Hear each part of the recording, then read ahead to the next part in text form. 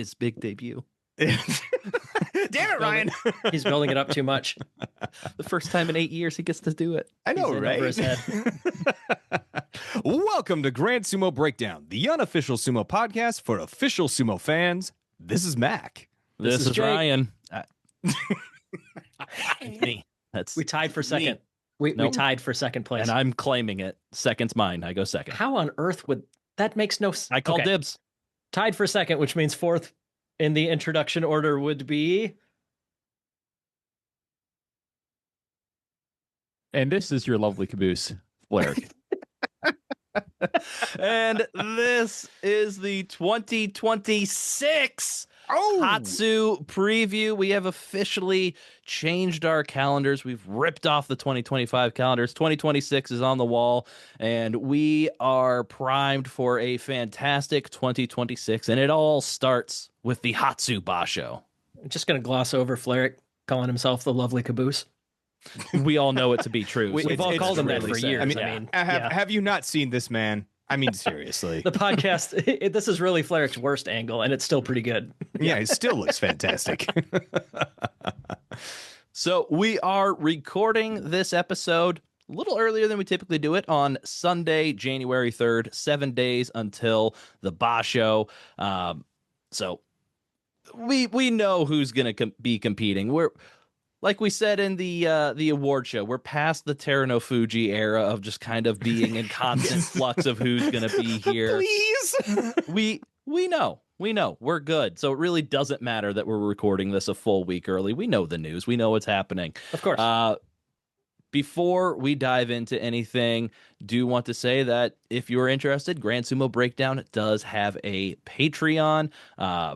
Every dollar that's given to us goes into improving the podcast quality, giving back to the fans, like the free t-shirt we give away every Basho and the trading cards that we give away when a new set is released have 3 different tiers that you can sign up for if you are interested. The $1 friend of the show tier gets a compliment upon sign up. We've got a few of those to go over after this. And then you get access to the Grand Sumo Breakdown Discord server, a $2 card collector level. You get everything in the $1 tier, plus the ability to receive a free trading card whenever we open up a new box, which we will have a new box to open up after this Basho. So Excellent. sometime in February, we'll have some new trading cards to open up. And then we have a $3 BFF of the show tier. You get everything in the $2 tier and also everything in the $2 tier. Plus you give us $1 more. Thank you very much. We appreciate it so much. Yes, thank you so much. We used to put a lot of emphasis on the ask a question and we are bloodbound to answer, but we kind of just do that anyway. So it doesn't really matter that much. So any and all levels that you are able to support the show is highly appreciated. We're very grateful for everybody's support. And if you're not able to support the show, that's fine. We love you just the same. You're just not allowed to talk to us on the Discord server. Yes, of course. We just don't want to talk to you as well. Speaking of new patrons, though, Eki goes on. Your support for the show is like a podcast hosting platform that does not have annual price increases. Ooh. Ask me why that's on my mind. No. And to Chris Jiffy. Griffey. One more time. Griffey. Chris Giffy. Griffey. We'll fix it in post. No, we won't. I don't believe you. All right. To Chris Griffey. Hey, thanks for the support, Chris. You're all right. You But know guys, what? honestly, I'd venture to say, great. seriously though, 2026 would not have started off right without the amazing support of RJ Cressy. I mean, really, thank you so much for being a part of our team now. Yep. And a big continuing thank you to all of our patrons. Jake, what is going on in the world of Amasumo? Amateur sumo stuff coming up here. We got some winter training camps in Florida and Ohio. We have the, I believe, 3rd, maybe 4th SoCal Open in San Diego. That's on the 14th of February. And we have the Mighty Eagle Team Tournament, the Met, happening on February 21st in San Antonio. The big one, though, U.S. Nationals coming up on March 28th.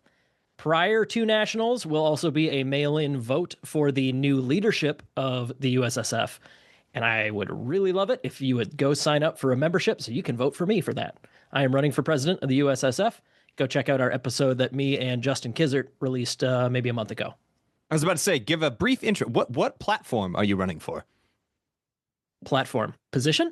Yes, position, platform. What do you What's your stand platform? for? Why should they vote for you? Why should they vote for you? If you'll refer to my prior sentence, I am running for president of the USSR. Yes, but yes. What kind of presidency are you going to usher into the USSF? of the Federation, like the president of it is the Move on. position. Blair has a hard out. Go listen to that Time episode for if you're bits. interested. I know a lot of you aren't interested. That's fine. But other Amasumo thing coming up here. We are getting back into, now that I have at least a little bit of my feet under me regarding the new baby, we are getting back into earning our belts. So today we are going to talk about just fine going over I that was in about to your say, we did absence. okay. Yeah. Anyways, the topics for today. I'm going to mention the topics right now. Ponder on them if you like. Think about them. Go look them up. And then we will talk about them before our break towards the end. But we are looking at a few word parts. There are fewer specific vocab words as we get higher in the belts. So now we're going to start picking apart the names of kimarite and techniques and such. So today we are going to look at the suffix nage, gake, and the prefix tsuki. So those all come up in a handful of different kimarite. You'll see those prefixes or suffixes all over the place. But those three we're going to talk about later. We're also going to talk about intermediate moves, not just the finishing move, but in the middle of a match, some of the things that you do. For today, we're going to be talking about breaking grips. Like if your opponent has a grip on your belt, we're going to talk about how to break that off. And we're also going to talk about not just attacking with Supari, but defending against Supari. That's the full thrust to the face. There's a lot that goes on there real fast. A lot of stuff you got to have muscle memory for. But we'll cover that more later. Right now, we are on to our recap, the Kyushu Review Shoe. Real quick recap from our correspondent B, talking about the last Basho before we get into the current Basho. Hey guys, B here with everyone's favorite annual message, the Kyushu Review Shoe.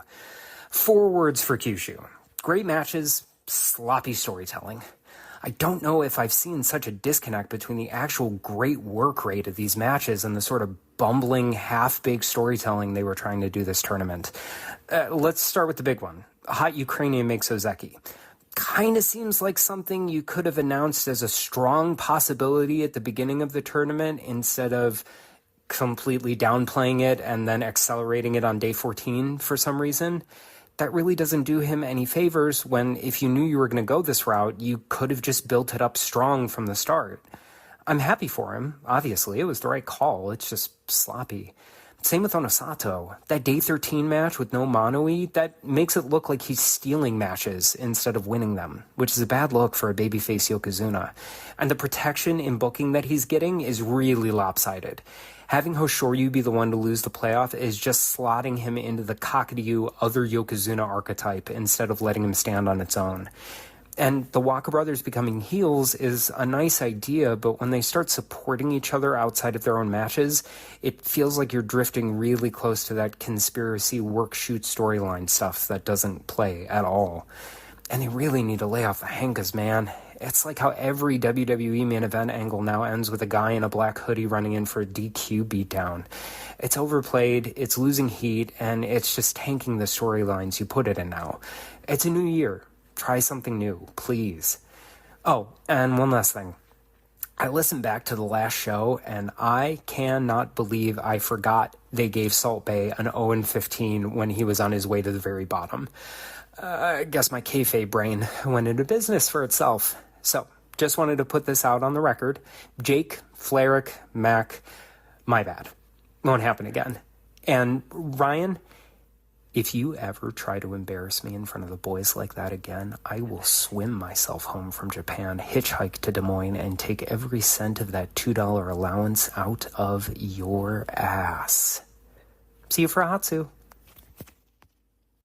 Hey, you've been there for 7 or 8 years. I'd like to come and see you try. I'd like Okay. to see you try. Spoken with the confidence of a man who's an ocean away from the guy he's threatening back. We have The to upgrade him to a goodness. capsule hotel. He deserves to no longer be under those bridges. We need to get him in the capsule hotel. After what he just said about me? Absolutely. I'm Especially. docking his pay. I'm keeping $1 of that. I don't know. I don't Here's know if we're buttering up sending him every. $2 or $1 a month, but I'm keeping one of them. I don't know. Here's buttering up all the other hosts. You might get outvoted on this, Ryan. Yeah, this is gonna be a classic True. 3-1. The quickness that I will run behind my daughter and use her as a shield if I see a dripping wet man at my door. I assume That's if why you I swim had across the- the ocean, you just never dry off after that. Yes, you're just permanently wet from that point, even if it takes you to the middle of the country to get to the confrontation. Yeah. All right, let's talk about the sumo that we are going to see in Hatsu. And let's talk first about our brand new Ozeki. Awanishiki has risen to the rank of Ozeki. Somehow, after the same way that Onosato did it, just debut, don't stop winning, win a Yusho, get to Ozeki in 5 Basho after your pro debut. Apparently, nowadays, it's just that easy. Yeah. So, But what does that say about, like, if it is that easy? Is it the Yokozuna? Is it the Ozeki? Is it the competition at the top? Or are these guys just that good? I think I'm leaning towards these guys are clearly the cream of the crop right now. It's I been support that. Basho in and Basho out that these 3 guys are in the Yusho race for at least the past 6 months. So I feel like they've really cemented themselves. But Awanishiki is not happy.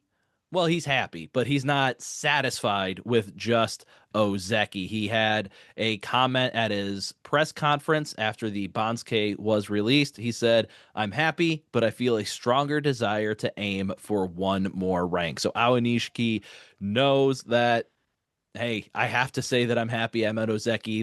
That's where I need to be, but damn it, that's not where I'm going to end up. He is striving and driving for that Yokozuna, and damn it, if there's no reason at this point that there might be 2 reasons that he can't get it sometime soon, but Yeah. he completely owns one of them, so that helps. So would you say he wants to go the distance? That he's hungry for rank? Yeah, I think that's accurate. Yeah, absolutely. Excellent. I feel like Sorry, did I miss something? Are we referencing He's not all alone, though. But this is his time of need. Yeah, we got Kate going. Of course, Fleric's going to jump on that bandwagon. Flair's leaning forward now. It was a horrible reference. Thank you for coming to my rescue, Flair. I got The reference was fine. I was just confused what the relevance was. Like, That he's going the distance. yeah, okay. But it did get Fleric to lean forward, and there's either the hard level in the video game or cake lyrics are the only things that make that happen. No, it was the buttering up from B is why I leaned forward. Okay, 3 things make Fleric lean forward to the microphone. So I do want to go forward now that we do have officially Ozeki Awanishiki that we are going to see battling this Basho. Just go through all the records that he has achieved. And once again, his 5 total Basho that he's competed in the top division. This Basho in January will finish his first calendar year. And so what we have seen from Awanishiki, the 2nd fastest Yusho from pro debut for a non-Tsukedashi, winning a Yusho in 14 Basho. Takeru Fuji, who is still hanging out down in Juryo with the 10 to your first Yusho, is a record that will never be beaten. The fastest promotion to Ozeki from pro debut, once again, for a non-Tsukedashi with 14 Basho. Fastest promotion to Ozeki from Makuuchi debut, tied with Onosato for 5 Basho. It's just all tied with like, oh yeah, this great record that he holds. He's tied with a guy from last year. As literally all within like a year of span. Yeah. Like this has happened twice now. Yeah.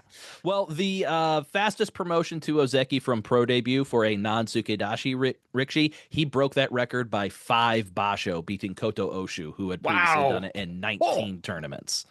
So That's nuts. for somebody who started at the bottom, shattered that one. Aonishiki is also first or tied for first for fastest rise to Maegashira, Komusubi, and Sekiwake from pro debut. He is the only Rikishi in 86 years to be promoted to Ozeki without ever having a losing record. Non-Sukedashi, because of course Onosato has not had a losing record. And he is the fourth youngest Rikishi to be promoted to Ozeki at 21 years and 8 months. He was also like the fifth or sixth youngest Rikishi to ever win a Yusho. Once again, 21 years and 8 months. So that's real quick. That's some of those, all that he's achieved. Yeah, right. And that'll write the book on him, right? Because he's done now, right? He did the thing. He made it. Yeah. And the only reason that he is the fourth youngest to do a bunch of these things, but still fastest to do a bunch of these things, is that he did not start as young as he could have.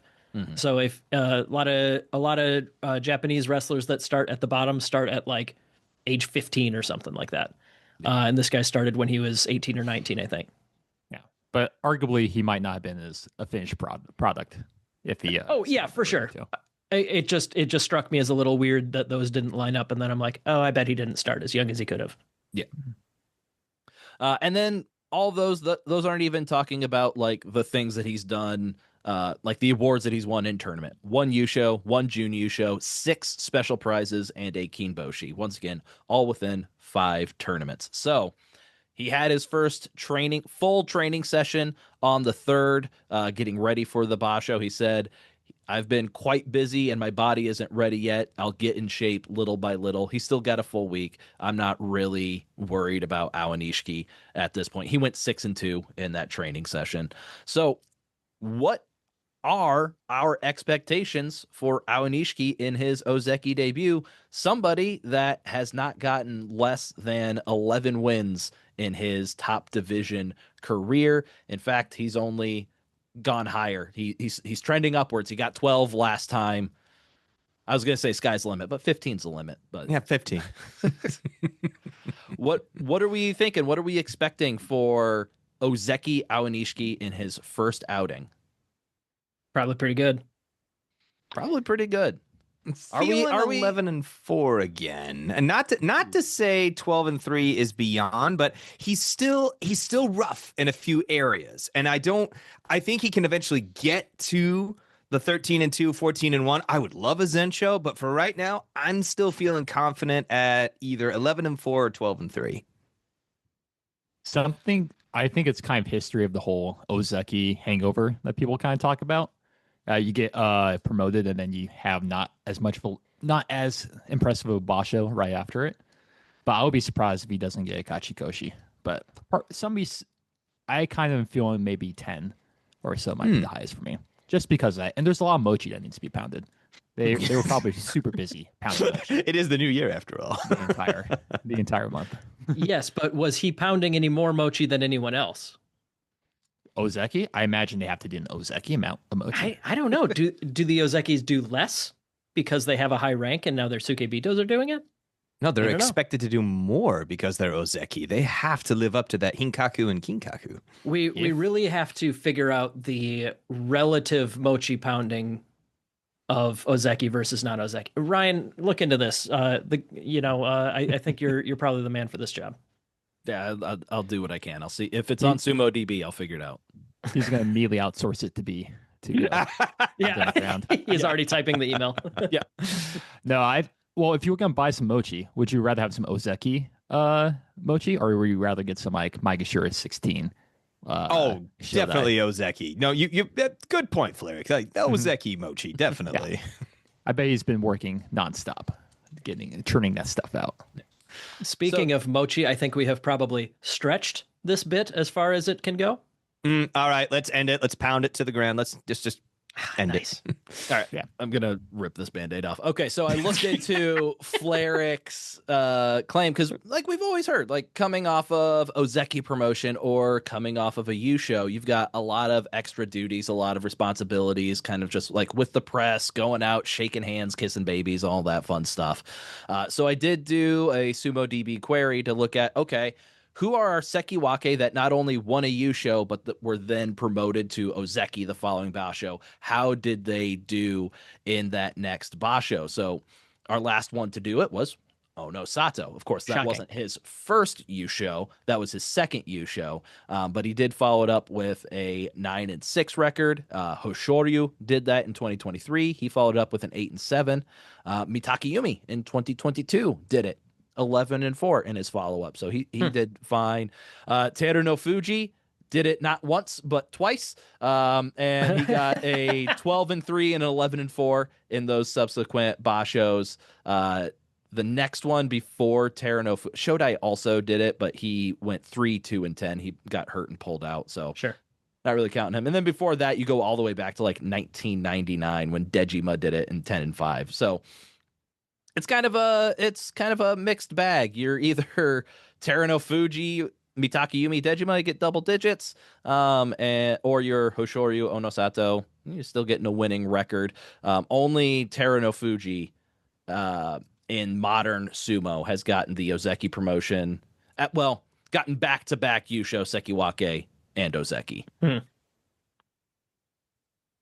Yeah, we definitely joked about the mochi and stuff, but there's obviously when you get promoted, you have a lot more commitments. You have to go out and do stuff.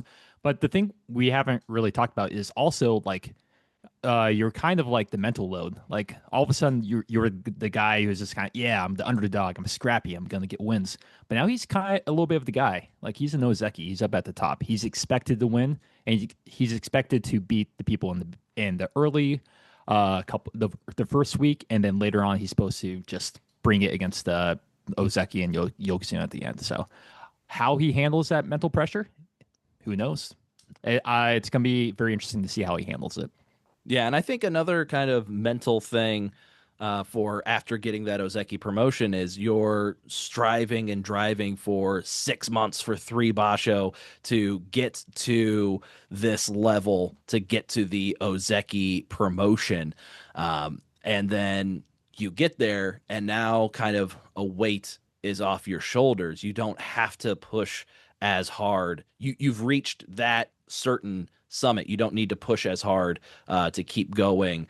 Maybe you can take a little bit of a mental break to give yourself a little bit of a rest, because you don't need to hit a certain amount of win. I mean, you kind of do, but you even have the cushion of the next Basho if you don't get the winning record, which, right. I mean, we saw those records. None of those Rikshi were going Kadoban unless they were injured. Just saying, it's a less stress on yourself, and you're probably pushing yourself a little bit less. That being said, Aonishiki's already put the next goalpost in front of him, and I don't think that's going to be an issue. And I think we've seen his consistent rise through the top division. Mental game is not an issue for Aonishiki whatsoever. So I'm fully expecting Aonishiki to come in and be one of the Yusho favorites. I see no reason why he wouldn't just continue to do the only thing that he's done since he's been in pro sumo, and that's win consistently and win at the highest level.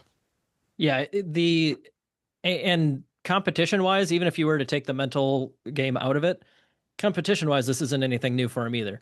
No, he's been in the Joy the last looks like he spent 3 Basho in the Joy, as in the top 16 wrestlers. So same guys that he's facing.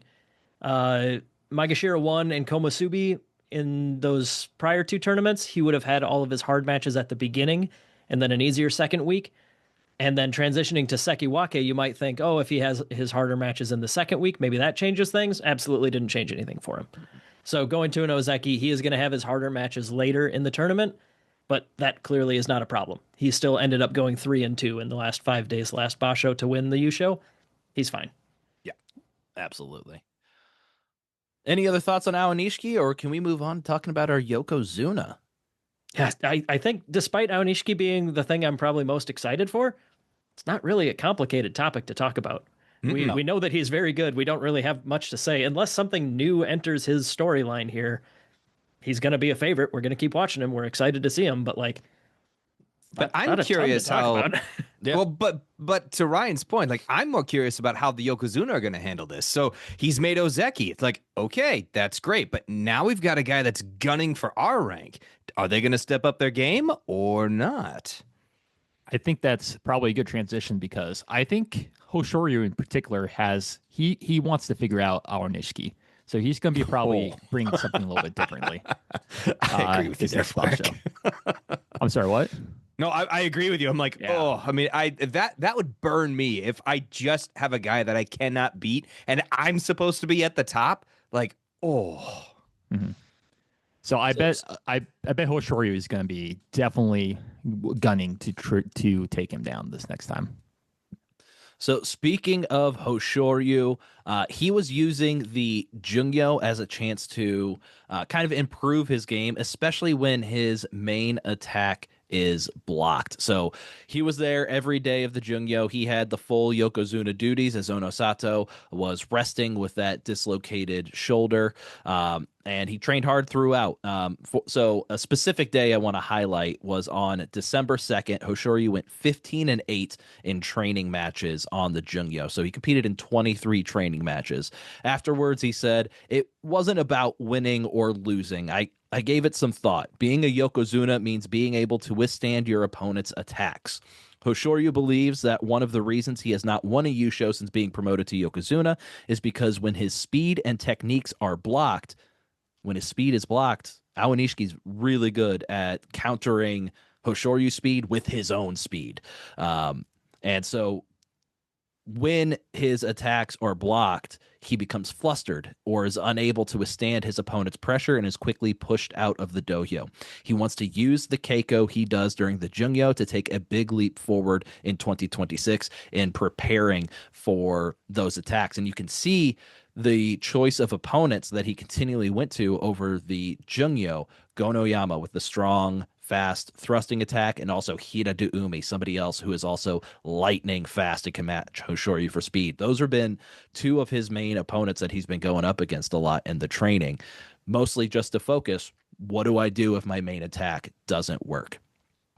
Also of note for Hoshoryu, he did injure his knee during the Jungyo. Nothing really to be concerned about. He's wearing a support on his left knee during training right now, but he says it's not a problem. The doctor at the hospital told me to wear it until the tournament. And then earlier today, he went 20-3 in training matches. So okay. I'm inclined to believe that he's probably okay on that knee, and we're not really worried about it. So talking about Hoshoryu, one of the favorites, somebody that cannot get past Awanishiki. He's had 2 consecutive losses in playoffs, one to Onosato, one to Awanishiki. What are our expectations for Hoshoryu in January? He's been the Yokozuna that is chasing that Yusho as a Yokozuna, continuously falling short behind Awanishiki and Onosato. And we could see that his training, he's taking a different outlook towards his training during this Basho to kind of fill those holes in his game. So what are we expecting to see out of Hoshoryu this tournament? I think he's got it this one. Sorry, go ahead, Flirt. I have a question for you guys. Do we think he's officially of the number 3 of Onosato, Awanishiki, and Hoshoryu, just due to the head-to-head versus him and Awanishiki? I wouldn't go that far yet, because Awanishiki's been doing 11-4, 11-4, 11-4, and he does have the advantage over Hoshoryu. But we talk about the rock, paper, scissors of Onosato, Awanishiki, Hoshoryu. But if we look at Hoshoryu's records in the Bashos that he's been healthy, he hasn't had to pull out since November of last year. 13-2 Jun Yusho, 12-3 Yusho, 12-3 Jun Yusho, 13-2 playoff loss, 12-3 playoff loss. So he's won as many Yusho as Awanishiki has in the last year, and he's got 3 Jun Yusho in the same time that Awanishiki's gotten 1. He's made it to the playoffs multiple times. I feel like Hoshoryu just he's dropping like 1 less match a Basho than Awanishiki to somebody random. So I'm not ready to say, oh yeah, Awanishiki's ahead of Hoshoryu. Awanishiki can beat Hoshoryu every single time, but against the rest of the field, I still probably take Hoshoryu. It's very close. It's by a hair, but I'm not ready to say Awanishiki is above Hoshoryu yet. Yeah, I think we're just coming into this era where these 3 are barring some catastrophic injury or yet another phenom coming out of nowhere, it's likely to be these three on top. Like they're very clearly going to be our 1, 2, 3 champ picks later when we do our prediction series. Of course, it's going to be these three, right? Looks like Mac is the one who's going to have to get creative on his drafting. But honestly, I does think not bode well for my lose less than 3.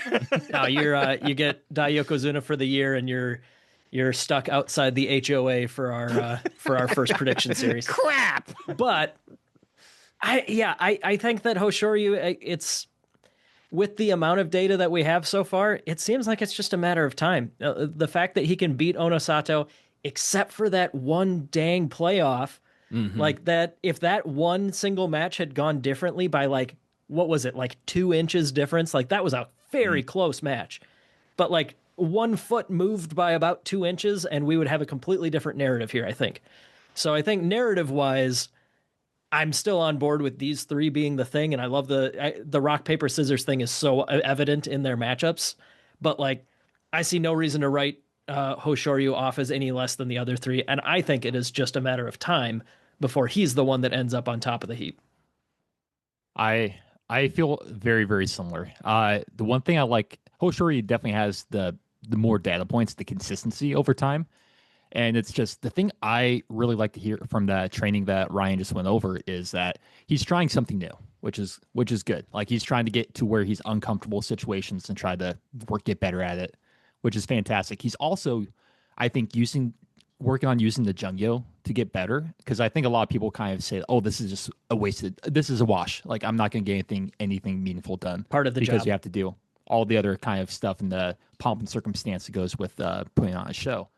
But he's like saying, "No, I'm the Yokozuna. I can effectively tell anyone, hey, have a match with me." And he's trying to use that to get better. He's trying to use his time effectively, which is kind of really cool to see. So I think I'm kind of with you where it might be a matter of time. I'm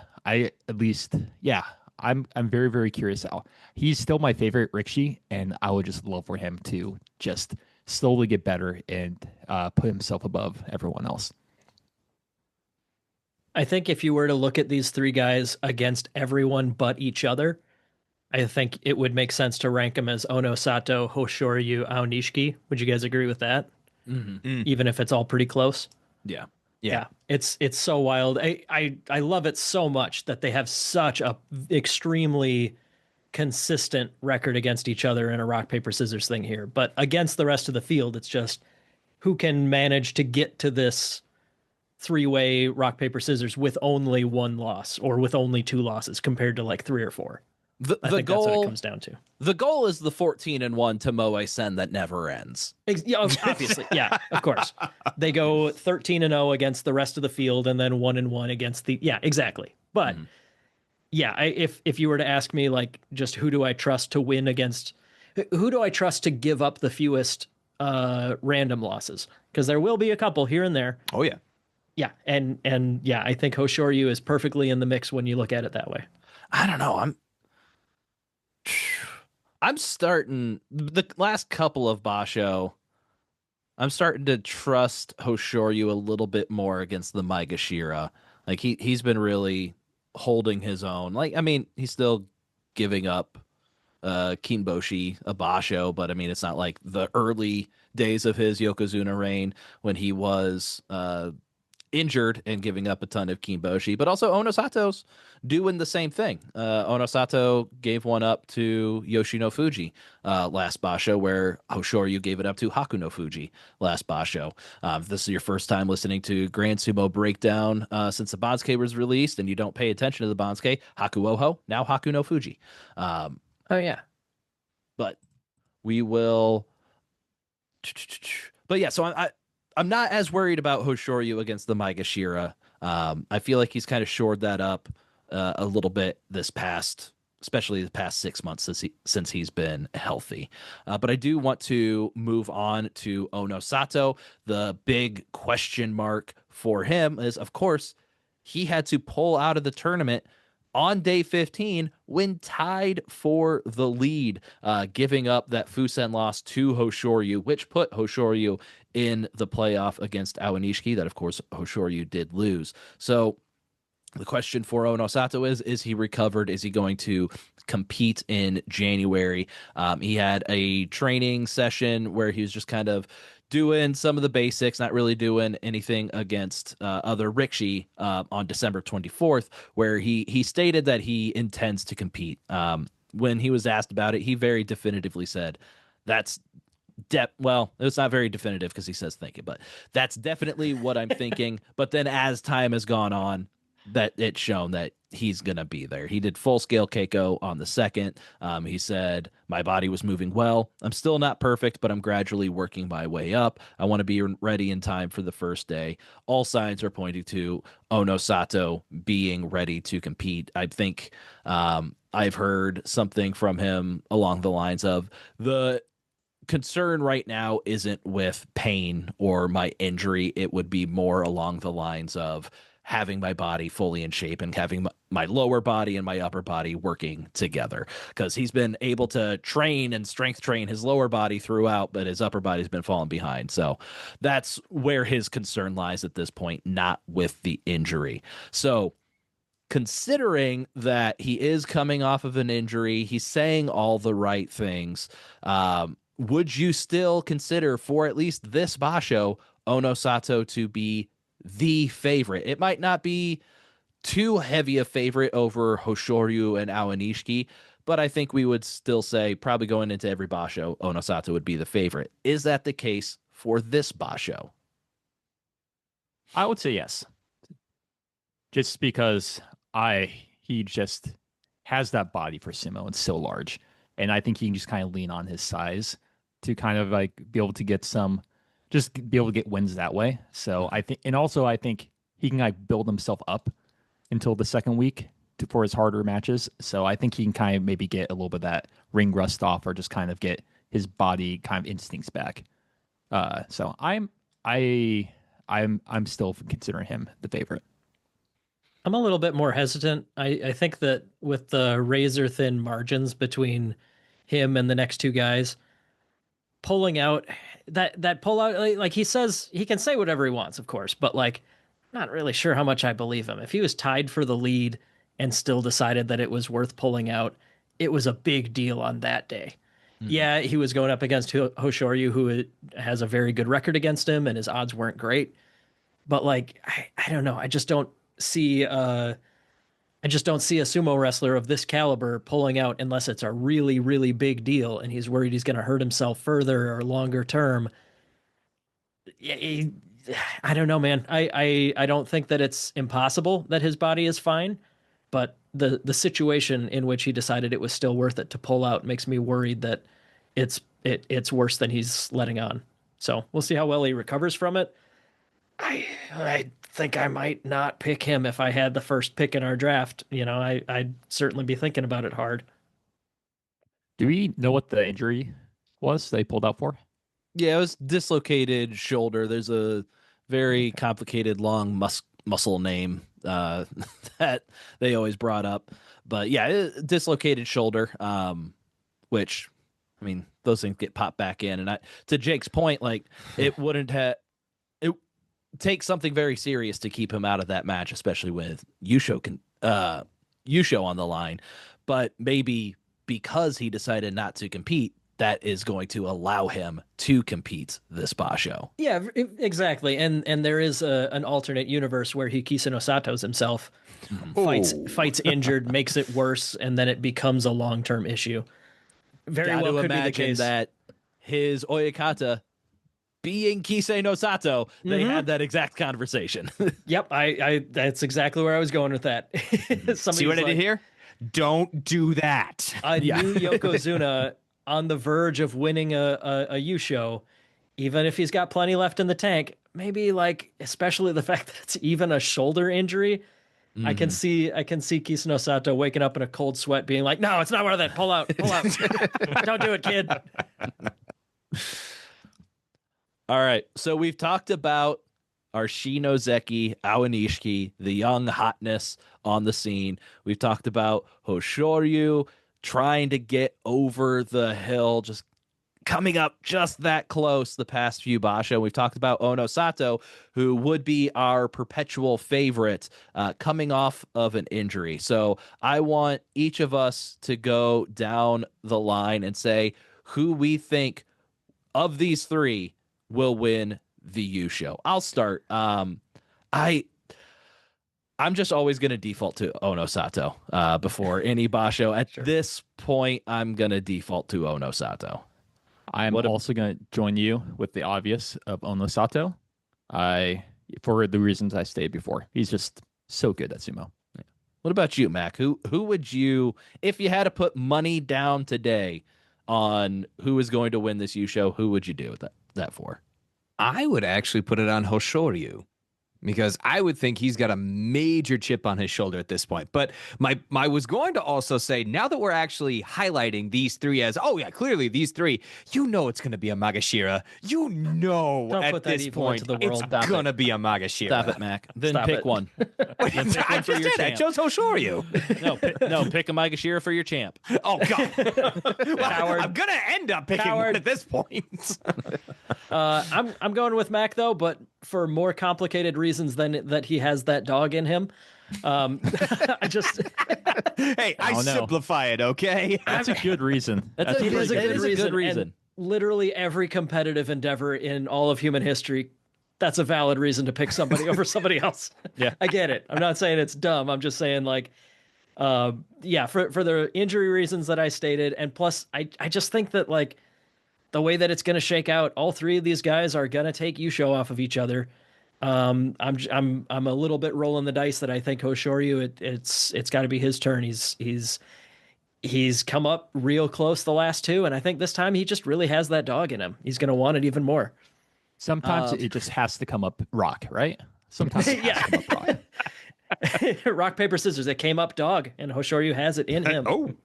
Jake, I need a real quick, of the top three, who has the most and least dog? Oh. What's your dog ranking? What's the dog Hoshoryu, ranking? Aonishiki, Onosato is my dog ranking. I think I agree. I'd agree with that. I've got Aonishiki and Hoshoryu. They're kind of neck and neck, but I'd probably edge Hoshoryu right now. But Onosato, I definitely feel like has the least amount of dog, but that's okay because he has the most amount of body skill and size and strength.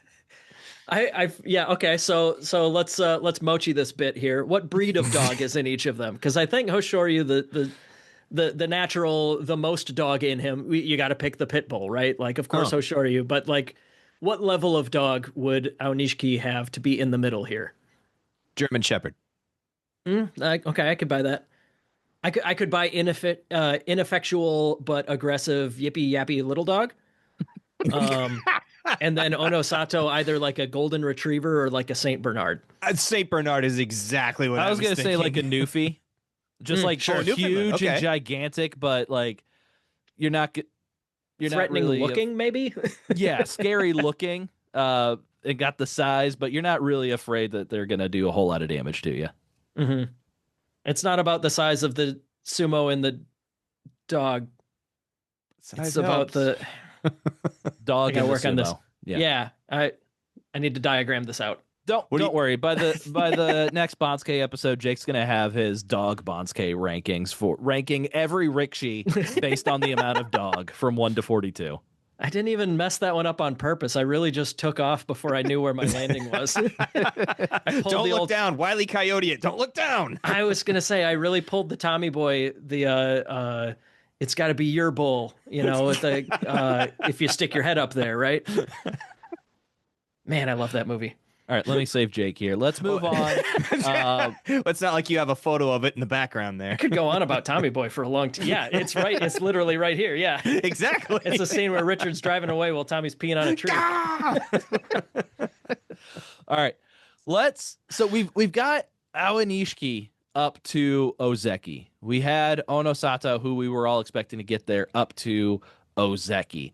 And now we've got Kotozakura, Aonishiki at Ozeki, Hoshoryu, Onosato as Yokozuna. And I feel like we have no idea who our next Ozeki is going to be.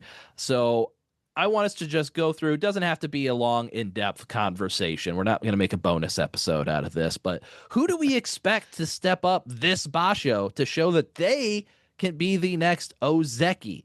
So let's start. We'll go one by one, and we're going to break it into two categories. Which newbies do we think can not necessarily start an Ozeki run this Basho, but somebody that we're just expecting show good potential, and we think they have the potential to make it up there. So we'll start with the newbies, and then we'll do the oldies. So Jake, which newbie do you think has the potential to make it up to Ozeki someday, be our next Ozeki? I'm going to go with Hakuno Fuji. I think that he's still very, very young.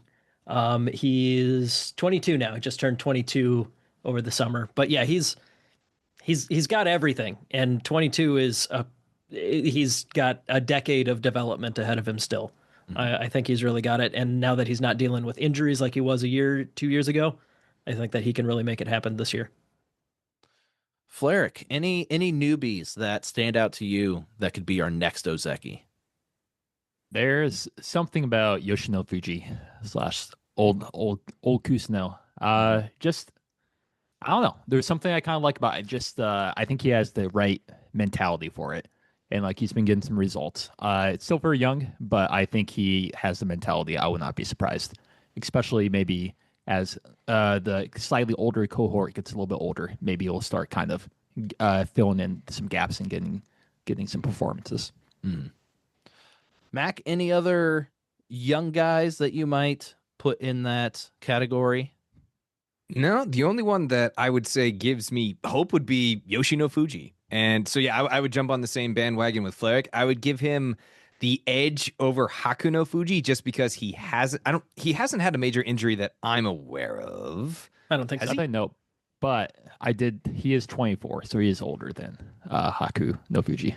Yes, but he hasn't been injured. And we know that injury takes years off your age. Definitely in terms of sumo performance. Totally. It's linear. This is known.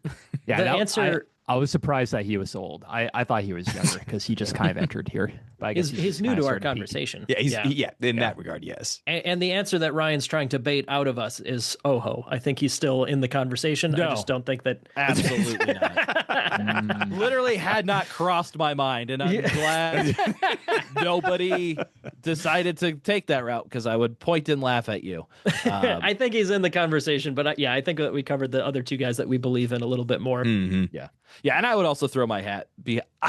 Right now I'd go a little bit more Yoshino Fuji over Hakuno Fuji. I mean, Hakuno Fuji has a Kinboshi in the last 3 Basho, 2 over Onosato, 1 over Hoshoryu. But last Basho we saw Yoshino Fuji on back-to-back days take down Onosato, Aonishiki. I just have a little bit more faith in Yoshino Fuji at this moment. But I do want to throw in a wild card. I'm going to buy into the hype of currently ranked Jono Kuchi 19, Asahi Fuji. Yeah. The strongest recruit in all of sumo. We'll talk about him a little bit more later, but he's a wild card dark horse. Probably not next Ozeki, because he won't even have a chance to be Ozeki for how long did it take Aonishiki? Still about 3 years, so hopefully we have an Ozeki before then. But yeah, he's somebody that, according to everybody within Grand Sumo, they certainly have high hopes for that guy. Yeah. Asahi Fuji, his coach gave him his old name, a name of a Yokozuna. Like, that is the most hype you could get behind somebody. Yeah. One thing just about Yoshino Fuji and Haku no Fuji, they're both Issei Gahama people, so they're not going to be able to face each other, and they're not going to face Hoshoryu. So that's kind of one thing, slightly less tougher competition for both of them. That might prove to be helpful. Said they won't have to face Hoshoryu? Hoshoryu is a different one. Is he not in Issei Gahama? Oh, Isegahama does not have any of the top guys right now. Like Yoshino Fuji, I think he's their top guy. Okay. Hoshoryu's, I think, right. Toki Tsukaze? Okay. Tatsunami. Tatsunami. Right, you are. So yeah, but I guess just not each other. So, who knows? All right. What about some kind of older guys that might be able to get a run going? I'm just going Kirishima. Every other Basho, he's starting an Ozeki run, getting 11 or 12 wins from like Maegashira 1, and then he's fallen off. But hey, maybe he can get back up there. So I'm going to say Kirishima. What about you, Mac? Any oldies that you think might be able to make a late career run? Are we considering Wakataka Kage old? He's over 30. He's over 30. Yeah. Okay. then I would consider Wakataka Kage just because we've seen spurts of that awesomeness, and if he can just keep those flames high just long enough, I think he can scratch Ozeki. I don't think he'll be a mainstay, but I think he can scratch it for a little bit. I would make a motion that we refer to this as the Mitakayumi Lifetime Achievement Award Ozeki promotion. But I would say Daisho. I think he's still got an outside shot. He's 32. If he can get over that injury that bumped him out of being Sekiwake for about 35 years in a row, I think if he can get back up there, yeah, he's got a shot. Exactly the way that Mitakayumi and Shodai made Ozeki. He was one Basho away when he had that calf injury. Yeah, exactly. Like he's clearly improving. So yeah, if we can get another handful of good Basho out of him, he can be in the mix. Yeah. Flair, do you have any other names you throw in there? I'll just join you with Kirishima, and that's a little bit of my heart too. I just would really like to see him get back up there. All right, good job on all four of us, not taking the bait for the newbies for Oho or the bait for the oldies in Takayasu. Oh, yep, shove it. Yeah, we can move on now though. All right, we do have two new Rikishi that are going to be joining the top division. First one we're going to be talking about is Asahakuryu. He is in the Takasago Beya alongside of Asakoryu and also promoted up to the top division, once again, Asanoyama. So Asahakuryu is 26 years old, debuted in the bottom division in March of 2023, rocketed his way up to Makushita, but then kind of stalled out there for about 2 years. But once he finally got into Juryo, he went 13-2 in his first Juryo Basho, winning the Yusho, then went 10-5 in his next Juryo Basho to earn this promotion to the top division. Asahakuryu has very high hopes for his career. At his press conference after the Bansuke was released, he said, "I want to reach the top to become a Yokozuna. I think that setting bigger goals will help me rise in the rankings." And also, Asahakuryu is close to He is a Mongolian, and he is close to two Mongolians that arrived in Japan on the same flight that he did and has a strong sense of rivalry with them, those being Oshoma and Hoshoryu. Oh, cool. So Asahakuryu said, Oshoma won various titles, including Student Yokozuna when he was a student, and Hoshoryu has risen to the Makuuchi division and is now a Yokozuna. I feel like I've been left behind. I want to catch up as soon as possible, and beating those two will make me feel like I've caught up a little, or at least that's how it feels. He's also extremely meat and potatoes style-wise, so like that's a good sign of somebody making their way up the rankings using mainly Yorikiri and Oshidashi type moves. He's not a flashy guy like Hoshoryu. That route oftentimes isn't quite as doesn't quite reach as high heights when people start figuring out your tricks. But he's not a tricky guy necessarily. Yep. And then the other newbie that we are seeing in the top division is Hatsuyama. So Hatsuyama is in the Tamanoi Beya alongside the only other Sekitori in his stable, that being Tohakuryu. Hatsuyama is also 26 years old. He debuted in Sandanme in March of 2022. He rose to Makushita in his fourth Basho, and then after 2 years in Makushita, he won the Makushita Yusho, which launched him up to Makushita 1, where he would go 5-2 and earn promotion to Juryo in January of 2025. He spent all of 2025 in Juryo, not really looking too great in the first half of the year, earning 2 Make Koshi, but the second half of the year went a lot better for him. He got double-digit wins twice in the second half of 2025, including 11 wins from Juryo 5 last Basho to earn this promotion to Makuuchi. So press conference notes for Hatsuyama. His big thing is he is from Higashimurayama, Tokyo. This apparently is the same town that is famous for having a Japanese comedian from that same town, Shimura Ken. So Hatsuyama has stated that he wants to wear a Shimura Ken Kesho Mawashi. Tamanoi Oyakata has said, I was introduced to someone by chance. I can't just ask them for a Mawashi. If they give it to me, that would be nice, but he is a superstar. First of all, he needs to win more than he loses in the first tournament. I would be very happy if such an offer came after he achieves good results. Let's pump the brakes here, kid. Yeah. Just a bit. Hatsuyama would also go on to say, nowadays, when you say Higashi Murayama, Shimura-ken comes to mind. I would like to become so successful that when you say Higashi Murayama, Shimura-ken and my name come to mind. At the moment, I'm nowhere near that, so I have a long way to go. Okay, good. I'm glad he added that last bit. Yep. Style-wise, he's a pusher-puller guy. Not quite as pulling-focused as Oshoma. That's always the gold standard for a pulling wrestler. But yeah, Hitaki Komi is his second most common technique after Oshidashi. So that tells you a little bit about what you might see in the ring from him. Must be probably from an edict from Tamanoi Oyakata, because Tohakuryu, the other Sekitori in that stable, also exclusively like a pulling style Rikishi. Well, there you go. Yep. All right, let's do some quick hits. And being relegated to the quick hits is Koto Zakura. Sorry, buddy, you gotta win. Gotta win double digits if you wanna have the spotlight focused on you. And that's the question that I have to ask. Do we think Koto Zakura can hit 10 wins this Basho?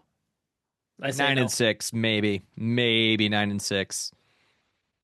He's got to show us a reason to believe again. I'm not seeing it. I'm with you. Nope. Yeah, I don't have anything else to say. I mean, when you go 8-7, 8-7, 8-7, 9-6, 8-7, like Jake said, we've got to see that you're not going to just drop those random matches against the Maegashira. Yep. All right, at the Sekiwake rank, we have Kirishima's return to Sekiwake after he had an 11-win Basho at Maegashira 2, as he is wont to do. And we also have Takayasu back up to Sekiwake after he had an 8-7 record last Basho. Takayasu, we talked about on the year-end show, didn't pull out at all last year. Healthiest streak of his career since 2016. Who ends the Basho with more wins, Kirishima or Takayasu? I'll go out first. I'll say Kirishima. I don't trust either of these guys.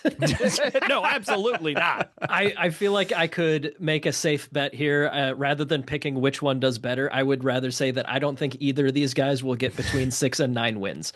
I think one guy will do really good out of nowhere, and one guy will completely crap the bed. So which one's going to crap the sorry. bed? Takayasu will do better. Okay. That's how our show works. I get it. I got to pick. Of course, I'm going to pick Takayasu. Yeah. I'm going to go with not mentioned Tai. They're going to get exactly the same. Okay. Is it a winning record or losing record? Winning records. Okay. I'll join the Takayasu train on this one. I think he's got one more good tournament in him, and then he'll pull out. Oh, he's for sure going to be in the Yusho race. Maybe even lead it by 2 wins at least once this year. It's not March, Jake. Wait until next preview. Is March the one that he always does better at? And then March is historically a pretty good one for Takayasu. Well, there you go. Sorry, January then. So yeah, he'll do poorly, I guess. Yep. Whatever. I still am firmly holding on to the belief that Kirishima is just 2 Basho away from making it back to Ozeki. Of course. Despite being shown over and over again that it's not happening. Yeah. All right, let's move down. Komusubi. We have Oho dropping from Sekiwake last Basho, had a 7-8 record. Wakamoto Haru rising from Maegashira 2 with an 8-7 record. Who's going to have more wins? Mac. Yeah, I'm going to say Wakamoto Haru because those dastardly Hankas. Like, he can move. So, all right, you got it. Embrace the heel. Yeah. I'll pick Wakamoto Haru as well. I think he's got more consistency, but recently Oho has more volatility, I guess. So like if I had to pick which of these two will get double digits, maybe I'd pick Oho. But if it's just one versus the other, the safe money to say who gets more wins, I would lean towards Wakamoto Haru. I'm going to go with Oho simply because the Waka brothers are not my favorite. Picking with your heart. I get it. Yep. I'm in heart mode right now. If we're allowed to pick with our heart, Wakamoto Haru. Oh, sorry, Ryan. What was that, Ryan? Oh, I was going to say, if we're allowed to pick with heart, I'm going Wakamoto Haru. Okay. Yeah, there you go. I think Mac and I were saying 2 different things, and we both managed to say Wakamoto Haru at the exact same time. We did, actually. Because I thought Fleric liked Wakamoto Haru. I know you didn't like Wakatakakage, so I was like, I thought you actually liked Wakamoto Haru. of the brothers, but he's shown where his allegiance lies. Ah, okay. With his brother. I know. What a horrible person. Disgusting. So we've already talked about Yoshino Fuji a little bit. Some of us have him pegged as possibly a contender for next Ozeki. Do we think that Yoshino Fuji will topple more top-level Rikishi and earn a Sanyaku debut next Basho? We can just go yes or no on this one. Fleric, yes or no, Yoshino Fuji, Sanyaku next Basho? No. Jake was giving a thumbs up. I think he's saying yes on yes. that one. Sorry. Yep. I think so. I'll give it to Yoshino Fuji. I believe it's going to be a tough first week. Maegashira 1. It's going to be a brutal schedule. It's going to... Ichi Yamamoto's in for a rude awakening, I think, in that first week. Oh, yeah. But I think Yoshino Fuji has what it takes to weather that, potentially pull off an upset or two, and then come out the other side and get a winning record. What about you, Mac? I'm going to say no. I think he needs a little more time to cook. I can see him in the upper level, but little more time to cook. All right. I think this is going to be a classic. Anything Maegashira Maegashira 1 and below is just going to get destroyed, especially him. Yeah. He just needs to get he's got to get his licks, touch the joy, get knocked down, and then come up again. Yeah. And then eventually no one's going to keep him down. I will remind you that he beat Onosato and Aonishiki last Basho. Mm-hmm. I think he has developed enough to be in the mix. Absolutely. That's where I'm coming from. All right. With Tamawashi still existing, we are ever tracking the history that he continues to chase.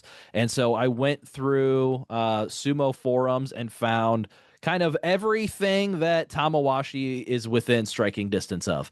So I'm going to run through these as quick as possible. So Tamawashi needs 23 more wins to pass Amanishiki for 8th most career wins of all time. He needs 5 more wins. This can happen this Basho to pass Musashi Maru for 9th most Makuuchi wins of all time.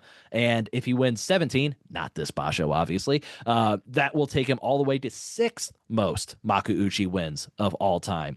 Tamawashi needs 48 more matches to pass Teirao for the most career matches of all time. He needs 19 more matches to pass Kyoku Tenho for the most Makuuchi matches of all time. So if he stays in the top division, doesn't have horrific records, and doesn't get injured, in day 5 or day 4 of the Haru Basho, he will have the most Makuuchi matches of all time. Wow. He already holds the record for most consecutive career matches. He needs 64 more matches to pass Ozutsu for 2nd most consecutive Makuuchi matches of all time.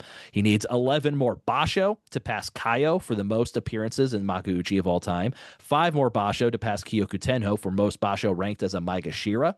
10 more Basho to pass Kaio for most Basho ever as a Sekitori. 4 more Basho to pass Hachiyama for most Basho and Juryo of all. Oh, no, wait, sorry. That one's for Hide no Umi, who currently has 52 Basho in Juryo and will hold the all-time 52? rank in July if he can stay in Juryo until Okay, that's then. hilarious. Also of note on Hide no Umi, 26 winning records in Juryo, 26 losing records in Juryo. That puts him perfectly balanced. the 10th most winning records in Juryo of all time and like the 4th most losing records in Juryo of all time.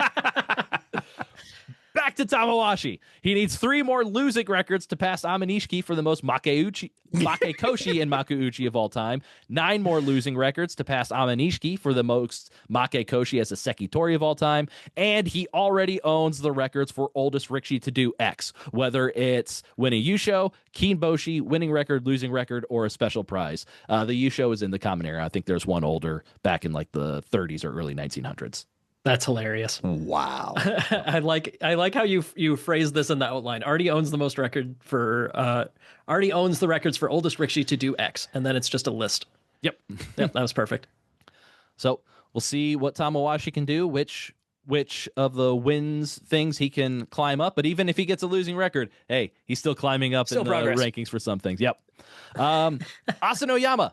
back in the top division for the first time since July of 2024. He is the first Rikishi to ever drop from Makuuchi to Sandanme twice and return both times. And he has stated that he aims to make it to Sanyaku by the end of the year, with Ozeki being his goal for the following year. What are our hopes for Asanoyama this Basho? I'm pretty positive here. Yeah, he just came off a 2-12-3s in Juryo. He's definitely feeling good and beating the crap out of the people he's supposed to. Yeah. Sitting at Maegashira 16. I don't want to give Mac some hints, but I already looked. Trust me, I did my homework. Is Mac's champ is probably going to be Asanoyama, because if there is a Maegashira that could win the Yusho, it would be Asanoyama. He's in a good spot, yeah. Getting off to a super hot start and then being able to topple the big three, who we all assume will be in Yusho contention. It depends on how you three pick. Like I've definitely got it in the corner. I was like, okay, we'll see. All right. Is there anybody else in the top division that we want to shine a quick spotlight on that we haven't mentioned yet? I don't know, man. I feel like a lot of the drama's at the very top right now. Mm-hmm. Mm-hmm. Absolutely. Yeah. Some older people who are starting to kind of decline. Abi, like, I didn't believe it, but he is still kind of had a losing record last time. So maybe his time is done. We'll see. All right. So if that's the case, Jake, let's start earning our blue belt. Oh, sorry. We skipped around a little bit. Okay. Yep. So instead of doing this in two parts, I want to just do this as one kind of discussion thing here rather than as a quiz. So we'll bump around a little bit, make sure everybody gets a chance to talk. But raise your hand if you know what the suffix nage means. Mac, you went first. Tell us what you got so far, and then we'll talk through it a little bit. So nage, I've heard it a lot with uwate dashi nage, or that's just the first one that comes to mind. So nage I take as throw. Yes, if you wanted to translate it as simply as possible. Yep, there you go. Anybody else got any nage kimarite they can name off the top of their head? Uwate nage, uwate dashi nage, shitate. Yep, shitate nage. Mm-hmm. So yeah, they're all variants, but yes, nage. If you see nage at the end of a kimarite, that means that it's a throw in some sense. So that's generally, we're gonna contrast it with the next one here. But yeah, you're generally getting your hips under your opponent and lifting them up and tipping them over. So you'll see it. Okuri nage is another one where if you throw somebody while you're behind them. But yeah, that's the essence of it. So when you see somebody do uwate nage, for example, can anybody help me out with the beginning of that word? What those other parts of the word mean? Mac? Overarm. Overarm. Yep. Uwate. Overarm belt throw. Well, uwate nage. Yes, exactly. That's the words themselves though. Uwa, that part refers to over. Te means hand and nage means throw. Okay. So that's referring to the belt grip that you got. But if you have somebody doing uwate nage to another person, or if you have two guys that are in that classic position where they're both trying to throw each other, keep an eye on whose belt is lower. Not every time, but like all else being equal, that's a good thing to look for to see who is going to succeed more on this dual throwing attempt. The person lower has a higher success chance of throwing the other. Correct. Yeah, because I believe that's because of something called leverage. I don't know if that's the right pronunciation, but I think you're on the right track here. Okay. I have to look that one up. Yeah, I believe it's a Swedish word. But anyways, if your center of gravity is lower than your opponent's in a throwing attempt, you are better off. So contrasting nage meaning throw, does anybody know what the suffix gake means? Mac, first again, go for it. Sorry. So I think soto gake, which I believe gake is a trip. You got it. So soto gake, what's the other most common one that comes up a lot that is the direct opposite? I think soto is inside. Trip? You're on the right track, but soto means outside. So Dang yes, it, what outside? I always got soto and the other one mixed up. Anybody know what the inside trip is? Only other trip I can think of is Kekkaishi. We're looking for uchigake. Dang it. Yeah. So a trip, a gake trip, we're not necessarily lifting up our opponent's center of gravity to tip them over. We are messing with their feet so that they lose their base as you push them backwards. So soto gake, an outside trip, That is where you take your foot and you reach around the outside behind their ankle as you are pushing them backwards, and that's how and that causes them to trip because they can't move their foot backwards. Uchigake is the same thing, but you are instead putting your foot in between their feet and pushing one of their feet to the outside. So the foot that you reach in between your opponent's legs, you are pushing that out the same direction of that foot so that you will remove their base. One thing that isn't as intuitive until you're trying it, these do not work going backwards. If you are going backwards, don't mess with your opponent's feet. It's not going to work because even if they fall, they'll fall on you. So if you have your opponent moving backwards, or if you are tied up and you are starting to tilt their direction, that's when you can mess with their feet. That's a good opportunity, a good opening for you to try and get a trip going. All right, last of the vocab part of this, tsuki as a prefix. Push or thrust. Yep. Well, thrust in particular. Thrust versus push. What would be the word for push where we're talking sustained hand contact? Oshi. Got it. Mm-hmm. Tsuki. There are two major ones. Can anybody tell me what are the two major tsuki-related techniques that we're going to hear a lot in Pro Sumo? So they're tsukidashi. That's just the frontal push out. Mm-hmm. And then tsukiotoshi. Tsukiotoshi. Can you guys tell me what that one is? It's like thrust down. It's the push down. Yep. You'll see that a lot when people are at the edge and they kind of half step to the side and they use thrusting to push their opponent down to the ground. Generally, if you are the victim of a tsukiotoshi, you overcommitted at the edge and you end up on your belly as your opponent pushed you down to the ground. But yeah, Tsuki. Tokushoryu Yusho special. Yep. We will always remember that 2020 Basho where he won like half of his wins by that same technique, which generally in Pro Sumo, if you see a lot of Tsukiotoshi on somebody's record, that implies chaos and sloppiness. Not that they did a bad job, just that there was stuff going on all over the place and people ended up on their bellies. Okay, next topic, we're going to talk a little bit about defense. Blocking thrusts. So in the past, we've talked about, what's the word for rapid thrusting at your opponent? Tsukite? Tsupari. There you go. So Tsupari, this is, Takayasu's been doing this a lot recently. Rapid forward thrust to the opponent's upper body to lift up their center of gravity and push them backwards. How would you think you would go about defending that? Fleric, I know you have a little bit of experience with it. Wax on, wax off. Parry, parry the attacks, just trying to knock them away. Sorry, I was looking at Ryan doing that. I'm like, wax on, wax off. I mean, you nailed it. That's exactly where I was going. Oh, yeah. But yeah, you want to get your opponent off of their rhythm by deflecting so that their blows, even if just one or two of those thrusts in rhythm don't land the way that they intend, that can get them off their rhythm. You can sneak inside, grab a belt or something like that. You want to be pushing as their hand is coming in towards you. You want to be pushing it up and or out. So yeah, that's why sometimes you see guys, it looks like they're both doing the same thing. And that often is because whether one guy's on offense, one guy's on defense, or they're both trying to do a little bit of both, they're trying to make it so that those blows don't land. If you can get at least one or two of them off center, like I said, that's when your opening shows up. Okay, so that's thrusting defense. Grip breaking. Fleric, we've done a little bit of this in Iowa Sumo Club. I want to make sure that you get a chance to speak on this one. If I get a grip on your belt and you don't want it there, what are some of the things that you are thinking and trying to do? Probably depends on the belt, but usually push down with like my elbow and try to break it that way. There you go. Yep, you can push down depending on the position. Yeah, whatever part of your body you can push down with. That's the part that a normal belt grip is kind of a hook underneath the belt. And if they just have their hand underneath the belt, you can push it down. Well, even if they're trying to pull up on your belt, if you push their wrist down, for example, that's probably the simplest one. Push their wrist down, that gets them off your belt, and then you can move your hips away once they break contact. So one of the counters to that is if somebody has a really good grip on your belt, they will get that hook underneath, but they'll also grab the top with their thumb. And once that's in there, that's not going anywhere.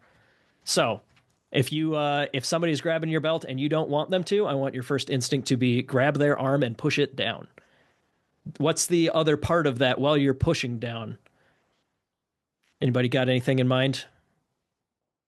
twist. Sorry, kind of set you up there. Didn't mean to leave you hanging that bad. The other thing I want you to do when you push down on that hand to break the contact, pop your hip away at the same time. Both things at the same time. That's your best shot. You want to push them move your down. butt back. Yep, there you go. Move the belt away while also moving their hand away. Do both at the same time. That's going to be your best shot. Is that more of like a defensive one, or could you take that into more of offensive action and step towards them? You could. Oh, I see. Well, whatever you're doing, whatever you're trying to move their hand, move your hips the opposite direction. How about I say it that way then? So, like, if you were trying to get inside, yes, getting them off of your belt might be a good idea. You could push their hand away and kind of behind you, so that then you have that hand to reach, get a deep grip or something like that. There are different ways to do it, but the specific part of they have my belt and I don't want them to do that. The two top things that I would want in your head are push that hand down, move your hips away from their hand. So there you go. There's a little bit of blue belt work. We'll cover some more on the midway, but I kind of want to move these towards discussion like this as opposed to just yes or no, do you have words memorized? Because we're kind of running out of those unless you want to memorize all 84 Kimarite, which I don't think is necessarily super productive. I kind of do, though. Just for Ryan, I will have brain. Yeah, I will pick out a few really hard Kimarite to keep Ryan happy on the midway. How about that? Okay, I like it. All right, Ryan's back on board. All right, thank you for bearing with me there. Yeah. With that, we'll take a quick break, and when we come back, we will do the Chump predictions. You're listening to Grand Sumo Breakdown, the world's #1 sumo podcast, according to 3 out of 4 hosts of Grand Sumo Breakdown. Keep an eye out for our preview, midway, and recap podcasts for every professional sumo tournament, and a host of bonus episodes in between. Help support us by joining our Patreon and spreading the word about our show. Every penny we raise is reinvested in improving our podcast. We also help run amateur sumo events and produce the American Sumo newsletter, which you can find on our website, grandsumobreakdown.wordpress.com. Reach out to us on social media if there's anything you'd like to learn about sumo, or if you'd like to try it yourself.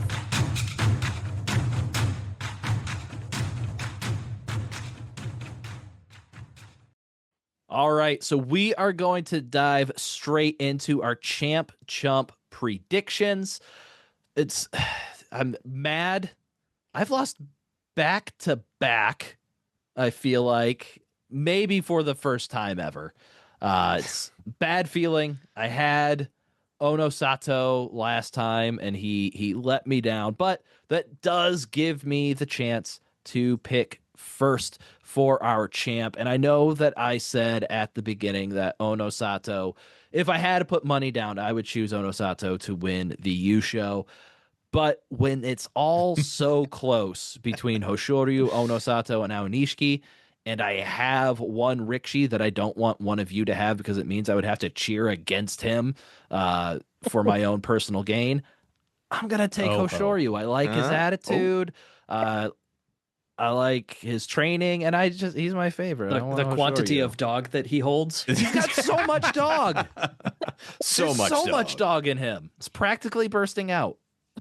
It's very uncomfortable. For Speaking him. of bursting out, I'll take the big boy, the Great Saint Dane. Bernard. Oh, Great Dane. Okay. Like, I'm trying to think if there's a huge dog out there, physically, and go with Ono Sato because he's A-okay and he's great and he's gonna win every single U show. We're gonna love it. Okay. All right. Well, you fools have allowed Aonishiki to fall to third, so I get to hop on the narrative and picking with my heart and my head a little bit here. Not really with my head. I wanted Ono Sato really bad. No, you got him then. All right, So Mac, Mac- let's make this interesting for the first pick all draft. Who is your champ? So the Shodai's and Ozeki still on the board. That's Takayasu, tempting. That's tempting. Takayumi. These are all ex-Ozekis that I feel like you should direct your attention towards. They are, and being ex-Ozekis, they did get my attention. However, there's another ex-Ozeki down at the bottom that we mentioned that I think is poised to at least do somewhat well. And That guy was at Sandanme like a month ago. You can't. Well, it also You shouldn't pick him. I think I'm going to gamble and go with Asanoyama. But Mac, Shishi's Maegashira 14. Don't you dare! The Don't you put that competition's evil really on me, bad Ryan. down there. Don't you put that evil on me. Don't pick him. I need him for my chump. Oh, well, okay. Nice transition, because speaking of chumps, even though I can officially cheer for him, I'm not going to this tournament because I'm like, oh, buddy. So Ichi Yamamoto, please do me proud, and please fall. Well, I don't know what to do anymore. Yeah, Chump is a lot more interesting here. Yeah. There's a lot of picks. I don't think there's anybody other than Ichi Yamamoto that sticks out at the top. Like, there are some other guys that could be good picks up there, but he was definitely the guy I most had my eye on. I think I might have to go Mitake Yumi. Ooh. I think I might just have to pick somebody that clearly doesn't have a whole lot left in the tank, and even at the low rank that he's at, he's been struggling a lot recently. I don't know, man. I hate to do it, but I think I have to. Careful there. There was at least one Basho in 2025. I picked him, and that's the one he decided to pop off. Yes, he got a He 10 did and bite 5. Cleric. He got a 10 and 5 in July from Maegashira 16. But other than that, very mediocre, if not terrible. That's July. It's perfect. This is January. Oh, Yeah, yeah. Didn't we have a narrative did. for years that it was We hot weather did. Mitake Yumi? Uh-huh. If it was July, he did well. If it was any other time, it was awful. Hold on, Oh let my. me look up. Yeah, but then some, he was weather. promoted to Ozeki in November, and then went 11-4 in January, and then he killed it. He got like a space heater, and he was able to push it right at the end. All right, well, B's over there. I need him to sabotage Mitake Yumi's space heater before swimming across the ocean to fight Ryan. All right, I think it's my turn next. Yes. I think I'm going to do similar logic to Ryan, of where at the very someone who I hope if he does bad, I'm going to be happy. And if he does well, I'm at least going to be happy that I'll be angry. And kind of also similar to Jake, I'm going to go with the good old faithful of Shodai. There you go.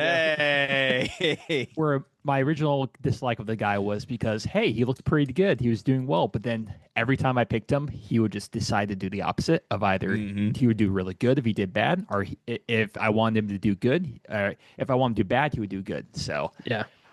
well, Start I'll off, pick him. At the very least, either I do well and get lots of points, or I would just cement my hatred and dislike for this guy even more. It's a very pro wrestling, like, I love to hate this guy so much, so if he does well, I still get to hate him. He's the heel. I get to hate the heel. That's a good thing. You know what, Ryan? Through our long friendship, I think I blame you for this mentality. Normally, I would just look at names, like, it's a person, he tries his best. But no, yeah, I think you're starting to finally throw your influence on me. Good. It's more fun. It You've been sucks a lot infected. more too, but it is more fun.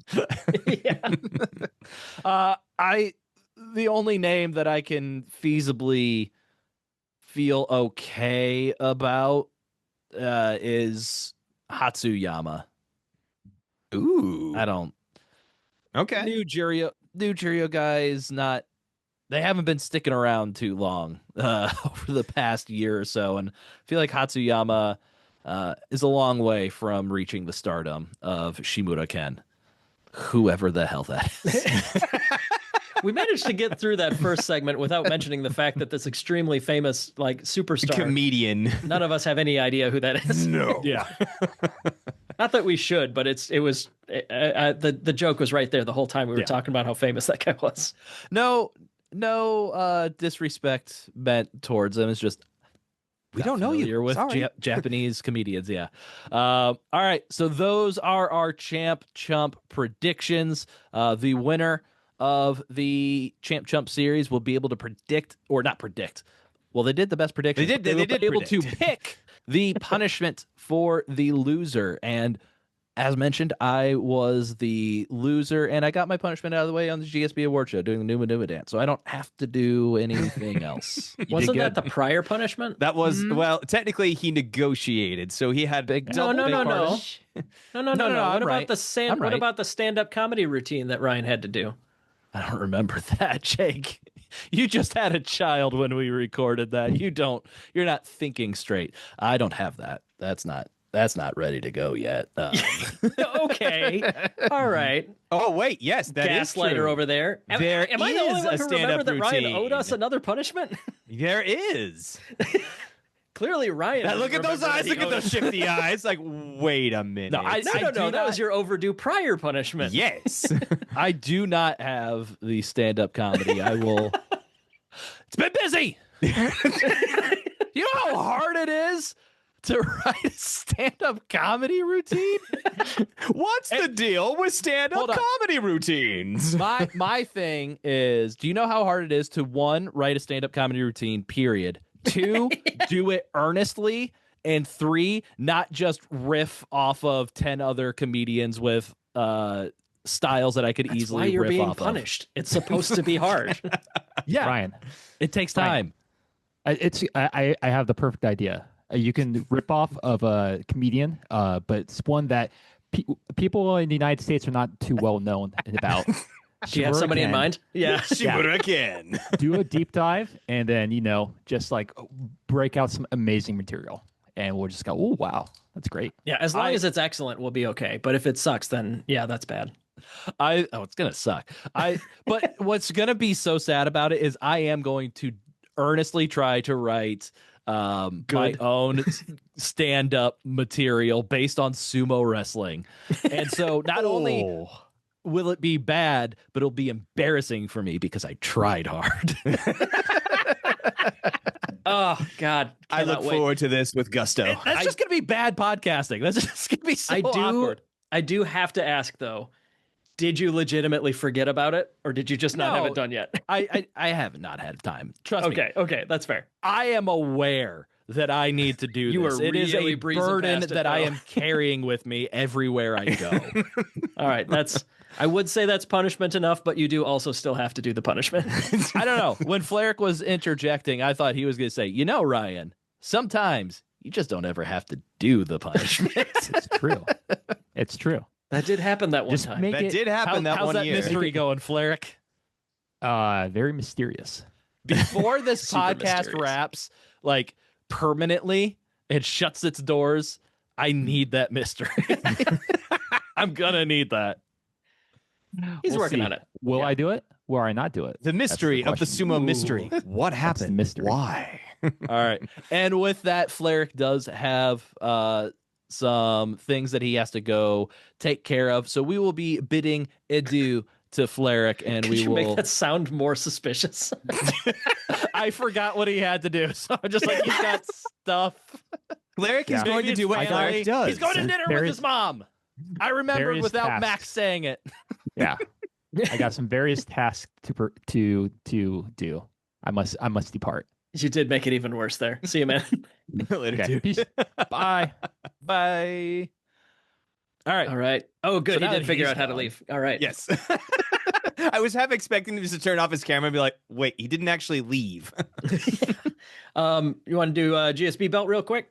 Yeah. What are we What are we doing with the that? belt now? Are we just gonna let it continue to ride? I have no reason to change it up for the time being. Maybe Who we do has one it? more Basho and then just end it. It's on Aonishiki right now. Okay, so Okay. Yep. It made its way all the way up to Onosato in the prior Basho, and then he lost it to Hoshoryu and then won it back 5 minutes later in the playoff. And then it went Onosato till he lost to Yoshino Fuji, then Kodazakura, Hoshoryu, and then ended Kyushu on Aonishiki's waist. So Okay. I don't know. We'll sit it there. We'll follow it for a little bit, but yeah, it's not as interesting once it gets to the top. Yeah. Now our loser's belt is all the way down on Kaishin Maru, who let's see, only went down 50 ranks. So he's sitting at Sandanme 75 West. I don't know. Maybe You let's.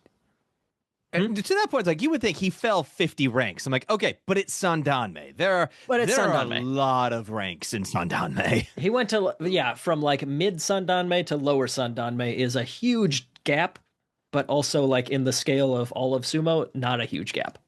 So I yeah, don't so know. our We'll see what loser's happens. belt could end up just kind of getting stuck in these divisions. Like if he went 0-7 again, and he would clearly drop to Jonidan, but he loses at some point to somebody that's ranked Sandanme 3, and they go 0-7. Exactly. Yeah. So yeah, it could just not be as interesting anymore. Yeah, And maybe we probably. just start a new one. But yeah, for the time being, we'll see how it goes. Yep. All right. So, in the interest of time and getting Fleric out to his nefarious deeds, Got to return some videotapes. did skip over a couple of items that wanted to talk about. So, down below the Makuuchi division, the big headline continues to be Asahi Fuji, the Isegahama recruit that is highly touted with high expectations. It's so much so that Asahi Fuji is training against the fellow Maegashira of the Isegahama stable in a open training session before the new year. He went 16-8 against Yoshino Fuji, Haku no Fuji, Atami Fuji, and Midori Fuji. Jesus. Okay. Like, I think the article that I read said something about like, no, you're not training against the lower level guys. You're too good. Get outta here. Like, you can't Get outta here. You're gonna hurt them. So yeah, he's training with the Maegashira. So despite being all the way down in Jonokuchi, feels like it would be a major upset if Asahi Fuji didn't go 7-0 in probably Jonokuchi, Jonidan. We'll see about Sandanme, but Yeah. this guy, he's coming. Anxiously awaiting him in the top ranks. Like, come on, buddy, get up here. He's going to be a big deal. Another person. So Jake, you were talking about like, well, unless we have who's the next person to just completely rise through. Could be him. You said it. I did. Could also be Kazuma, who was a Makushita Tsukedashi back in July of 2024, but he got injured that Basho and missed the next 4 tournaments. He has since gone 7-0 in Jonokuchi, 6-1 in Jonidan, 7-0 in Sandanme, 7-0 from Makushita 15, and so he is now going to be in Juryo. So we'll see how this Kazuma, 24 years old, but he's another one that just really good at the amateur sumo level, coming into pro sumo now. We'll see if he can be another guy that just kind of cements himself on the scene real quick. Not even to Onosato and Aonishiki levels, but Yoshino Fuji, 3 Basho. After 3 Basho, he's up to Maegashira 1. So these guys that have the amateur sumo pedigree, just recently, these past few years, they're rocketing to the top and proving that they belong, which I think is a testament to the quality of amateur sumo over in Japan right now. Totally. And yeah, Kazuma, he is nearly as big as Onosato, and his career record is 31-2. Granted, that's all lower records, but like, Jesus, this guy's, he's, this Basho might be more of a coronation than a debut for him when it comes to Juryo. I'm even looking at his profile pic, and I'm like, whoa, this what kind guy of dog's in him? Yeah, big. I would say Let's get a picture. maybe Rottweiler. Like, he's... I'd say this guy looks like he's gonna hurt you. Maybe with those big old jowls, he'd be like, "Oh, hi guys." But with the look I'm getting right now, at least on the Japanese Sumo Association, I'm like, "Ooh, oh, that's not a flattering picture." Yikes. No, it's not. But just looking at his face, I'm like, "Oh, yeah." Lots of dog.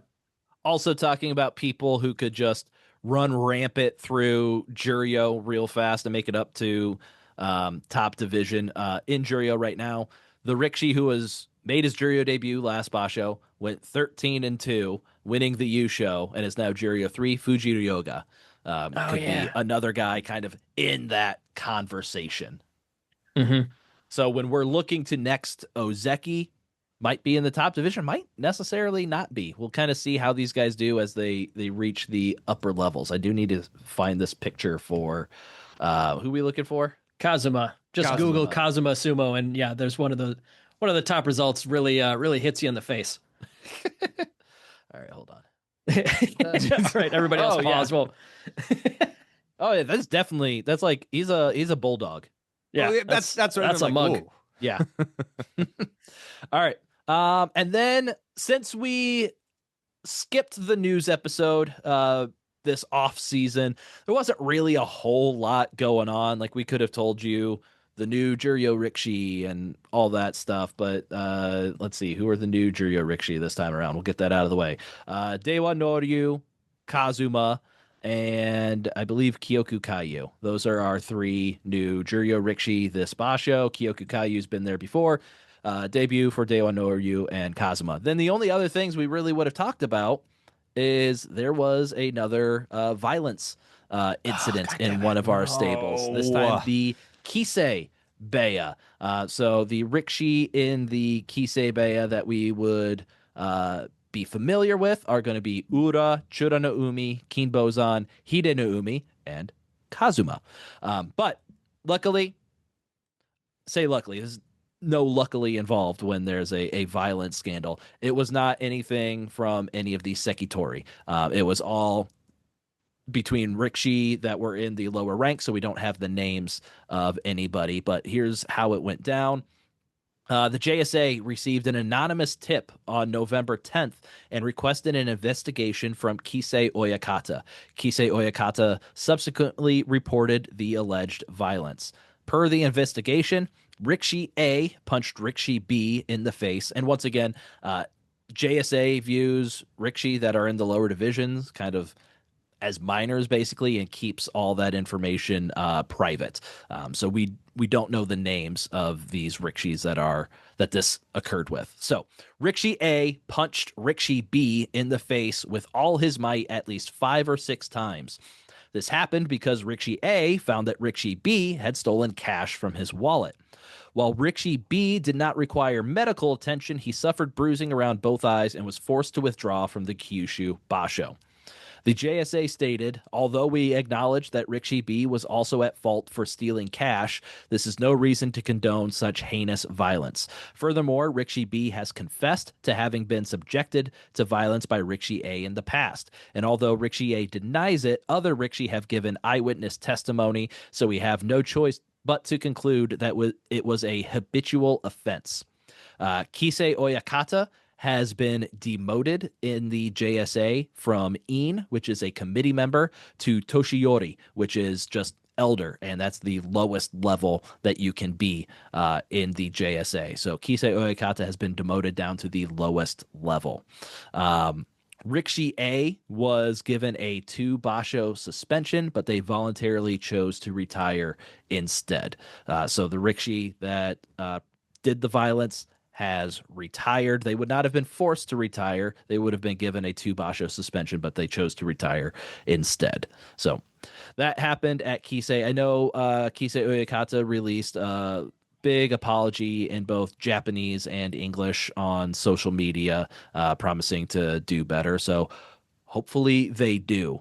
It would seem that we should bring up, this is the first major violent scandal with JSA officially reporting and handing out punishments that's happened since Hokuseiho stuff.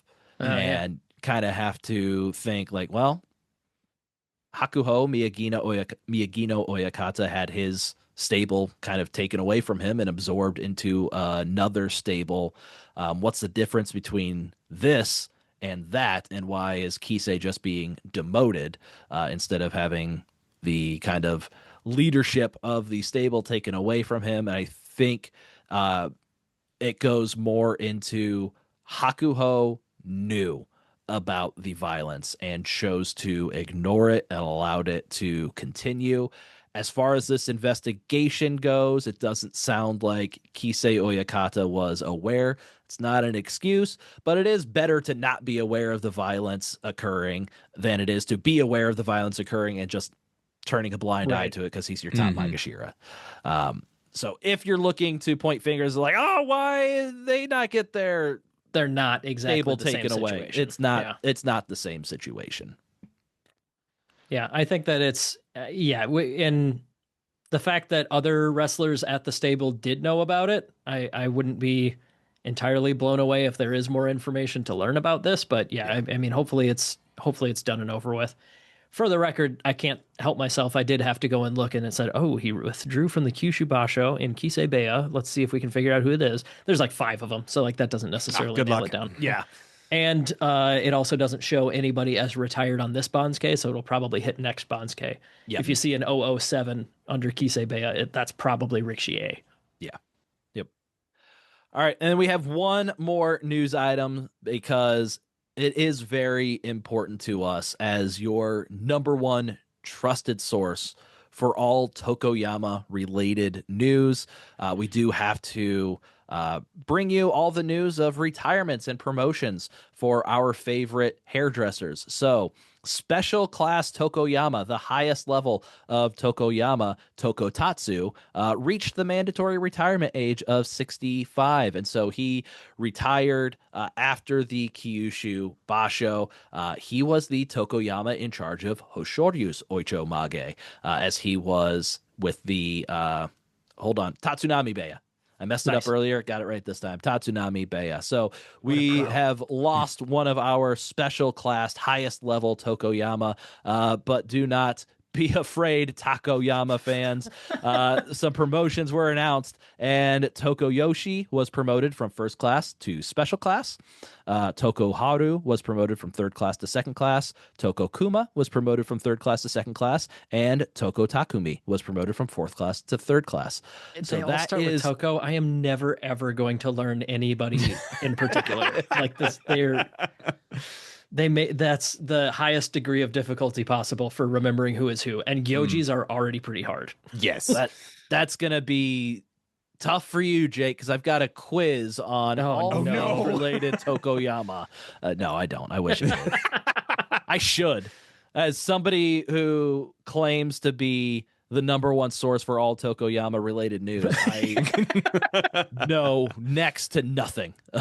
We really need Sumo DB or Sumo Stats to start figuring out who, like, statistics on like age and experience and Heya for all of our Tokoyama. Yep, absolutely.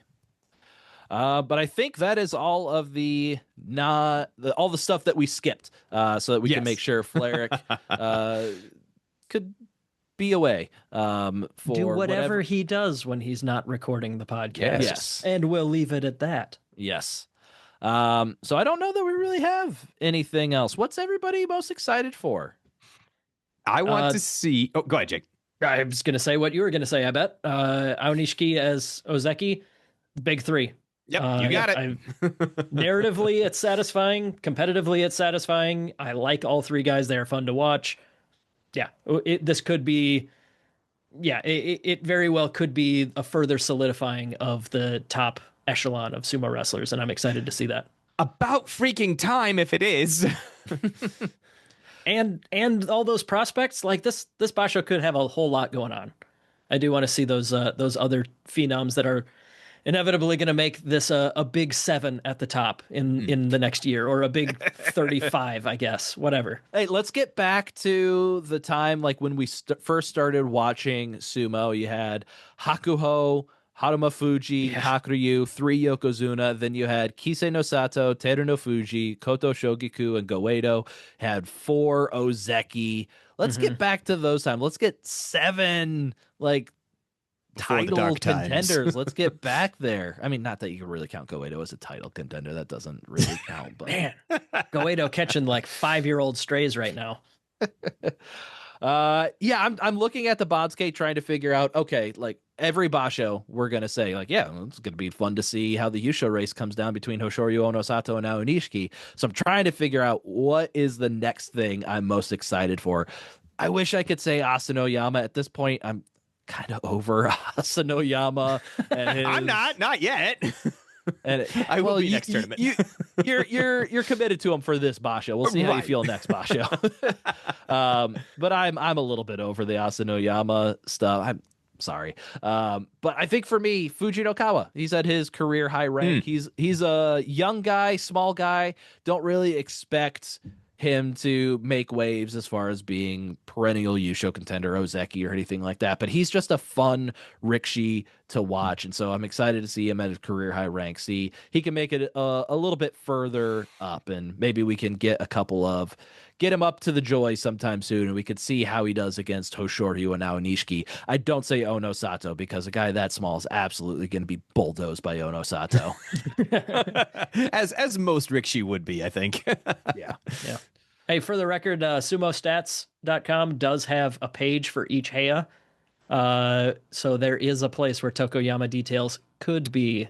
Ooh. Could be. So though, if anybody with Sumo Stats listens to the podcast, there's a little bit of room to expand. You've got a little bit of everything, but not quite everything. Let's see. Let me take a look. Details on the Ajigawa Beya. Okay. Hold on. Ryan's gonna dive into some new stuff. So Mac, why don't you do your new honor and close out the podcast for the day? Well, before then, I think we need to hear from everybody. So we need bold predictions. Like, what do you think's going to happen? We assume that the top 3 are going to stay at the top. What do you guys think is going to happen? Send us your bold predictions. Ryan, you're supposed to pick up after that. That's your thing. What are you doing? It's his thing. That's right. Why you stole it from him? Yeah. What am I supposed to do now? You did it. He's sulking. He's sulking now, Mac. Look what you've done. I'm not sorry, but anyway, when does the next Basho start, Ryan? Basho starts on Sunday, January. What's the calendar say? 11th. I did the math in my head. I don't even need the calendar. Sunday, January 11th. Yeah, and then I think it's just Mac to close out the show now. It is awkward, isn't it? We're not used to this yet. Yeah. No, it's all right. I'm going to work on it. I'll get better for the next one. But thank you all for listening to Grand Sumo Breakdown. Until next time, throw your assault high and keep moving forward. But hold on, I'm still looking at I'm still seeing if there's like Tokoyama information on the